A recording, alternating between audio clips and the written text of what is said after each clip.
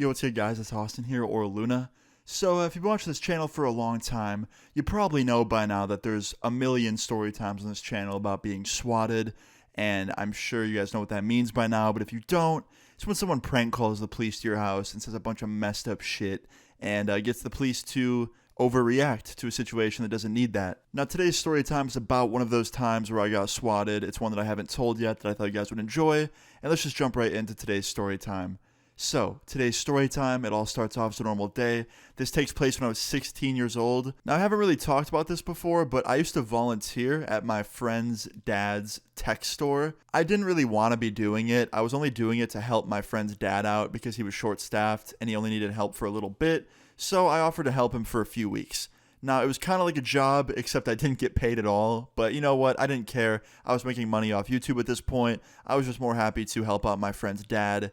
So yeah, the first couple weeks of working there was fine, nothing too out of the ordinary, and then on the final week of me working there, this is when this all hits the fan. So anyway, yeah, like I said, this all starts off as a normal day. I wake up, I get out of bed, I take a shower, I get ready for my work day, I get my uniform on that I had to wear, and I head out to my friend's dad's store. Now, upon arriving to work that day, it was completely dead. Nobody was there, like no one at all. It was just me, my friend, and his dad. And we're just sitting there waiting for customers to come in. And me being bored and having nothing to do, I did what a lot of people in my city do, and that's take out my Snapchat a selfie, and then tag the location and put the caption, "Come visit me at work." A lot of people in my hometown do that, a lot of my friends, because when they get bored and they have slow work days, they want people to come visit them. So I did that, and when I went to post it on my story, I thought that I put it on my friends only story, but my dumbass put it on my public story, which means thousands of people could immediately see it. Now, I deleted it as fast as I could the minute I realized it was on the wrong story. It was up for like a minute or two, so only a few hundred actually ended up seeing it, so that was good. But I was still worried, because a few hundred people is a lot of people, you know what I mean? Like, that's enough people where at least one of them could be crazy. So anyway, yeah, I deleted the Snapchat. I just hoped that out of those 300 people that nobody would take the address and do something weird like swap me or order pizza or something to the address. I just kind of let it go and thought that, nothing will happen. So after this, I just go about my workday. About 30 minutes goes by, nothing too out of the ordinary is happening. And then all of a sudden, I see a police car drive by, like right by the front of the store. And I'm like, okay, that's a little bit odd, but you know what? Maybe they're going to a store nearby. And then I see another police car drive by, and then another one, and then another one. And I realize they're circling the store. And I walk out to the front door, and I take a peek out the glass window, and they're all parked up right outside of our store, looking at us. And I was like, okay, I'm getting swatted, no doubt about it. I'm fucked. So I turn around, I run back to my friend and his dad, and I was like, hey guys, I think someone called the police, like as a prank. And my friend's dad had no idea what that meant. He's like, what? Why would someone do that? No, like, you're crazy. I was like, no, like, it's a real prank. It's happened to me before. This isn't the first time it's happened to me. I think somebody saw my Snapchat story and decided to pull a prank on me. So my friend's dad's like, okay, listen, calm down, relax, take a deep breath. I'll go out there and I'll talk to them. I'm like, thank you, sir. So he turns around and he walks out the front door. And the minute this dude walks out the front door, one of the cops jumps out of his car, grabs his fucking taser, and goes, hey, put your hands up.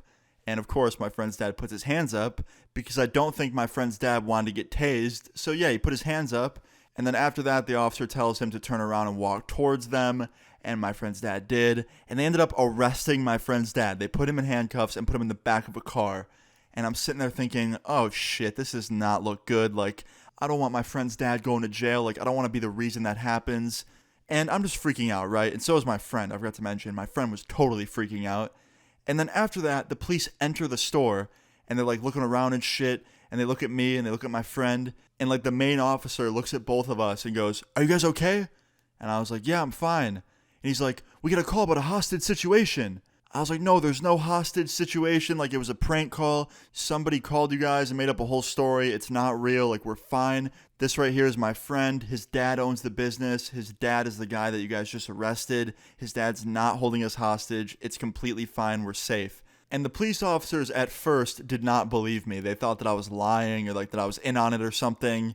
And then I proceeded to tell them that I knew a bunch of them from the last time I got swatted, and I told them my name.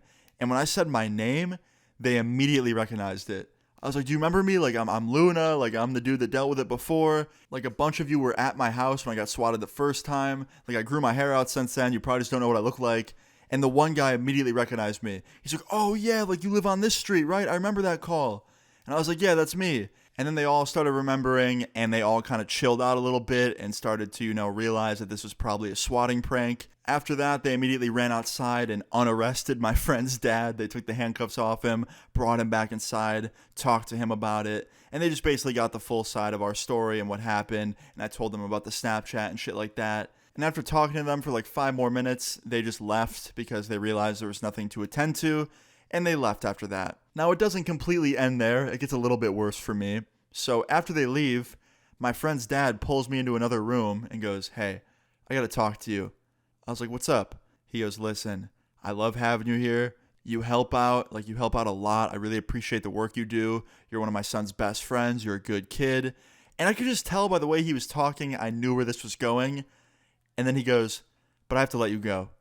I was like, ah, shit. He goes, yeah, listen, I don't think you intentionally did that at all today. Obviously, it was an accident. You posted it to the wrong story, whatever. But you got too many people on the internet that know who you are. And the more people that know who you are, the more likely that people are going to come around and mess with you. And if you're at my store, they're going to mess with my store. And now that people know the address and where you work, I don't really want this happening again. So I think it's just best if I let you go and you don't work here anymore. That way there's less chance of something happening again. And also, you're almost done anyway with volunteering. You were only going to be volunteering for like a month. We're almost on a month now. So just consider this like an early leave. And I was like, yeah, okay, that's one way to put it.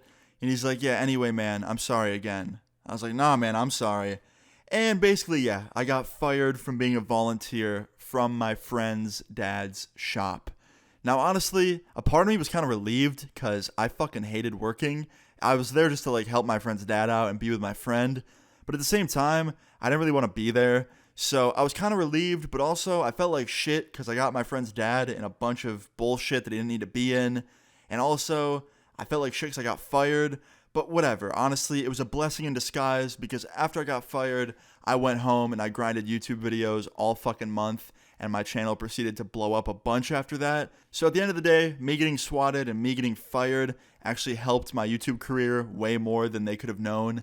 So yeah, moral of this story is, don't post your address or your location on social media. Like seriously, just don't do that. It was a terrible idea on my part. And that's pretty much that. I hope you guys enjoyed this story time. If you did, please leave a like on the video. I'd really appreciate it. Feel free to leave your story times in the comments down below. And subscribe if you're new. I'll see you guys all later. Peace. Even the night you be wanting to fight. When I pull up, you see it's like, oh shit. Cut all these ties cause they plan my demise. They all snakes and I think it's been showing. I got some issues, they haunting me daily. I'm losing my